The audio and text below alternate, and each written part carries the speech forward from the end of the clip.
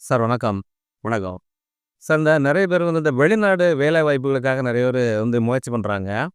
ஆனா சில பேரு அது வெற்றிகரமா போய் சேர்ந்துடுறாங்க. சில பேருக்கு வந்து இந்த வெளிநாடு போறதுக்கு எவ்வளோ முயற்சி பண்ணாலும் அவங்களுக்கு அந்த விஷயம் நடக்கவே மாட்டேங்குது.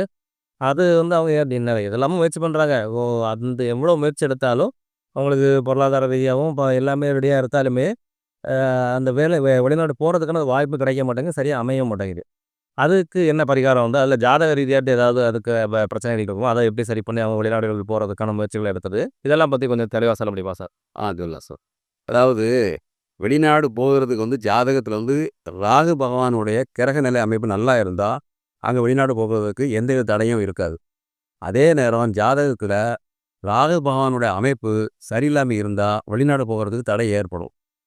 அதே நேரம் ராகு பகவானுடைய அனுக்கிரகம் நமக்கு வேணும் அப்படின்னா, அருகில் உள்ள துர்க்கையம்மன் கோயில ராகு காலத்தில, அதாவது குறிப்பிட்ட நாள் எடுத்துக்கிட்டீங்கன்னா வெள்ளிக்கிழமை அல்லது ஞாயிற்றுக்கிழமை. வெள்ளிக்கிழமைனா காலையில 10:30 டூ 12 மணிக்கும், அதே நேரம் ஞாயிற்றுக்கிழமைனா தான் சாயங்காலம் 4 டூ 6 மணிக்கும், ராகு காலத்தில போயி துர்க்கை அம்மனுக்கு எலுமிச்சம்பழத்தில விளக்கு போட்டு 21 வாரம் தொடர்ந்து வந்தா, கண்டிப்பா வெளிநாடு போகக்கூடிய யோகம் அவங்களுக்கு கிடைக்க ஆரம்பிச்சுரும். அந்த தடை வராது.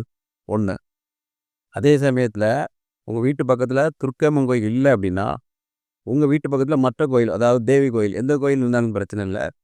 அதே மாரி ஞாயிற்றுக்கிழமை ராகு காலத்தில 4 டூ 6 ராகு காலத்திலயும், வெள்ளிக்கிழமை காலையில 10 டூ 12 ராகு காலத்திலயும், நீங்க எலுமிச்சம்பழம் விளக்கு ஏத்தி தொடர்ந்து 21 வாரம் வந்தீங்கன்னா, இந்த வெளிநாடு போகக்கூடிய யோகம் தானா கூடி வரும். அது நன்மையாவும் உங்களுக்கு சேரும். இத நீங்க தொடர்ந்து ஃபாலோ பண்ணி பாருங்க. கண்டிப்பா இதில ஒரு வெற்றி முகம் தெரியும். அதே நேரம் உங்களுக்கு வெளிநாட்டுக்கு போறதுக்கு மட்டும் இல்ல, அந்த வெளிநாட்டு யோகம் அங்க போய் அவங்க நல்ல வழியா இருக்கிறதுக்கு இத நீங்க தொடர்ந்து இந்த பரிகாரத்த செய்யலாம். அங்க போய் கஷ்டப்பட்டுட்டு இருப்பாங்க சிலவங்க வேலை கிடைக்காம. வேலை கிடைக்காம கஷ்டப்பட்டு இருக்கவங்க இந்த பரிகாரத்த நீங்க இங்க பண்ணீங்கன்னா, அவங்களுக்கு அந்த ஊர்ல ஒரு நிரந்தர வேலை கிடைக்க ஒரு தீர்வா இது அமையும்.